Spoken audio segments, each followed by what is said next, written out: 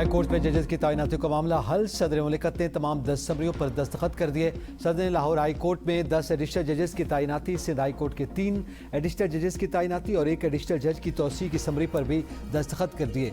Islamabad high court में 3, Peshawar high court के 4 additional जजेस की मुस्तकली की समरी पर भी दस्तखत कर दिए गए।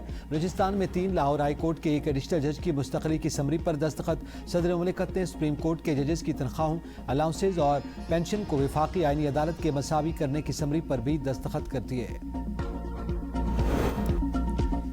आज़ाद कश्मीर इंतखाबात का तीसरा मरहला, LA 14 बाग में बड़ा अपसेट। मुजाहिद अव्वल के बेटे सरदार अतीक अहमद 50 साल बाद आबाई सीट हार गए। गैर सरकारी गैर हतमी नतायज के मुताबिक अवामी दस्तोबाजी पार्टी के साजिद इकबाल अब्बासी कामयाब। मुजाहिद अव्वल सरदार अब्दुल क़य्यूम हमेशा इस नशिस्त पर कामयाब रहे। LA 15 पीपल्स पार्टी के उम्मीदवार सरदार ज़ियाउल क़मर कामयाब।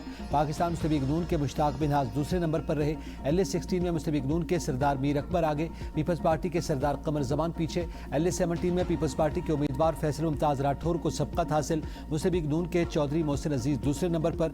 आज़ाद कश्मीर कानून साज असम्बली की 45 नशिस्तों में से मुस्लिम लीग नून अब तक 24 नशिस्तों के साथ सर फहरिस्त। पीपल्स पार्टी 10 नशिस्तों के साथ दूसरे नंबर पर।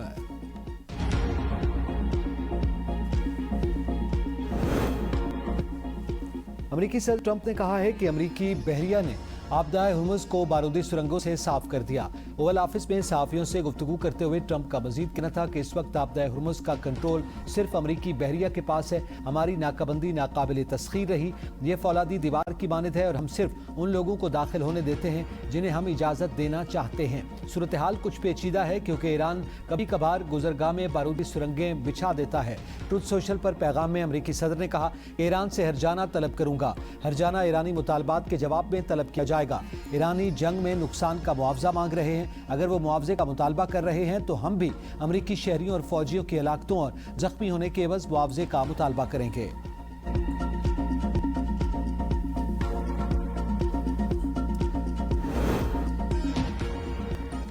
जब अमेरिका सफारतकारी से मामलात आगे बढ़ाने में नाकाम होता है, पाबंदियों का सहारा लेता है। ईरानी वज़ारत ख़ारजा के तर्जुमान इस्माइल बकाई का बयान। कहा, अमरीकी वज़ीर ख़जाना ने इक़्तिसादी पाबंदियों के जरिए ईरान का दम घोटने पर फ़ख्र का इजहार किया।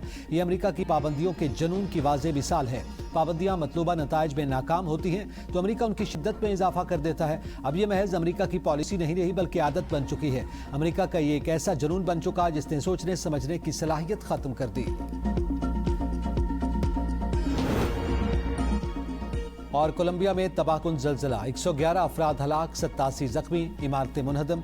नेशनल इमरजेंसी नाफिज। मगरबी इलाके में 7.4 शिद्दत के ज़लज़ले ने तबाही मचा दी। ज़लज़ले के झटके पड़ोसी मुल्क एक्वाडोर में भी महसूस किए गए। कोलंबिया में कई अफराद के मलबे तले दबे होने की इत्तलात हैं। दारुल हुकूमत बोगोटा और मेडिलियन से खुसूसी रेस्क्यू टीमें तलब।